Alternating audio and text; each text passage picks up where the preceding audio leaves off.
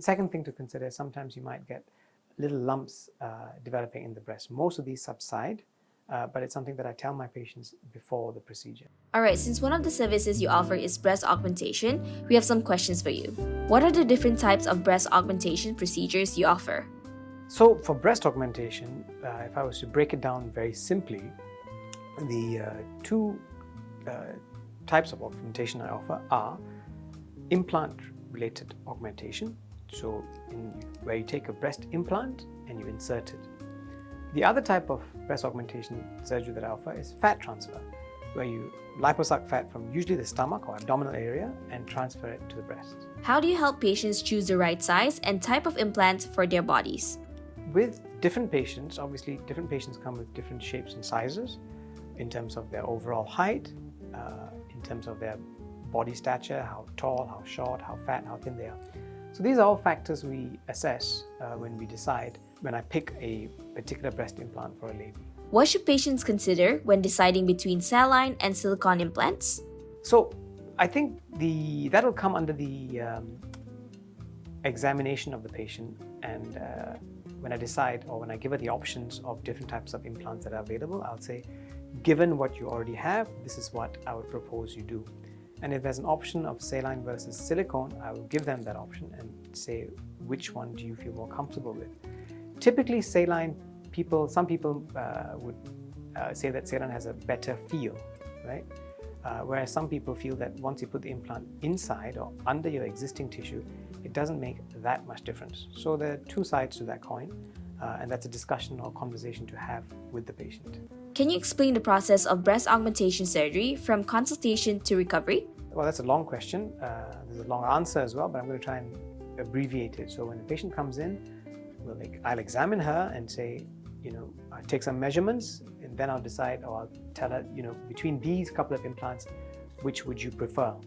Do you prefer this size or that size? Do you prefer silicone or do you prefer saline? So we'll discuss that.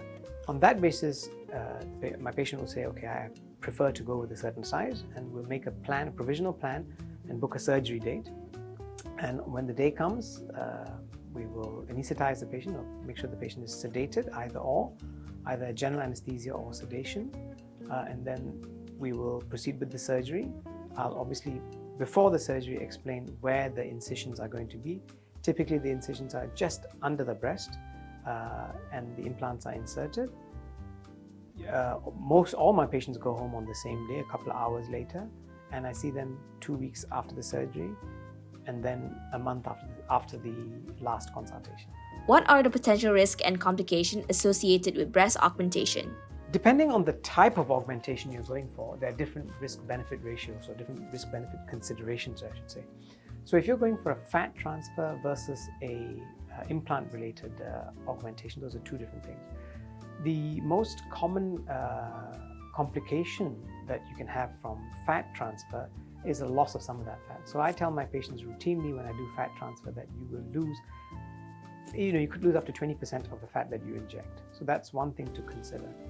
Second thing to consider is sometimes you might get little lumps developing in the breast. Most of these subside, but it's something that I tell my patients before the procedure.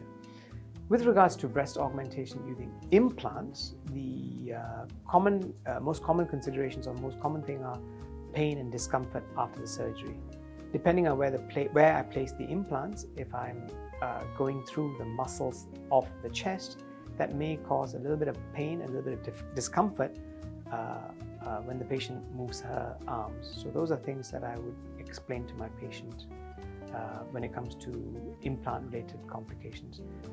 There's of course a very small risk of infection, very small but real risk of infection. That's something that we'll discuss. And in the last few years, there's been a bit more awareness of certain implants giving you a slightly higher risk of a rare form of cancer. So that is something, again, that I tell my patients routinely when they come for breast augmentation surgery.